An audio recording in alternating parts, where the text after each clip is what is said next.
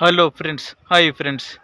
మన ప్రకృతి నుంచి మనకి అన్నీ లభిస్తున్నాయి, కానీ మనమే మన జీవితాన్ని నాశనం చేసుకుంటున్నాం.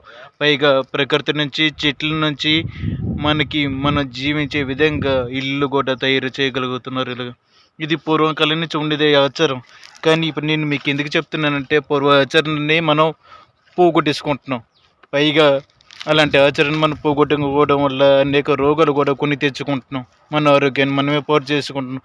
ఇలాంటి తాటాకుల ఇంట్లో జీవించాలంటే ఈ రోజుల్లో చాలా అదృష్టం ఉండాలి. ఎందుకంటే ఎండాకాలంలో చల్లదనం ఇస్తుంది, శీతాకాలంలో వెచ్చదనం ఇస్తుంది, వర్షాకాలంలో చల్లదనం వెచ్చదనం రెండింటిని చూస్తుంది.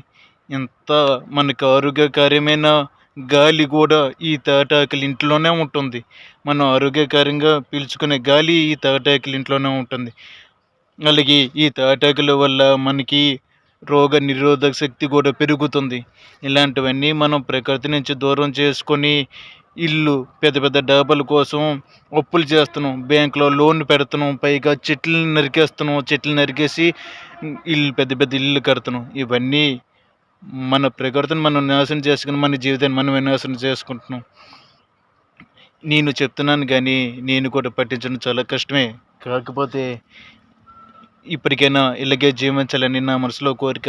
మరి మీరు కూడా కొంచెం ఆలోచించండి.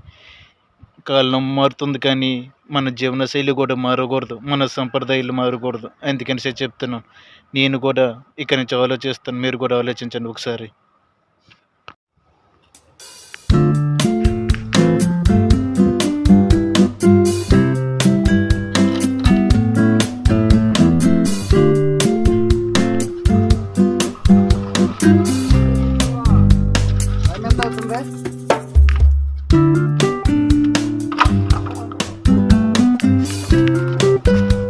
Mau tidak?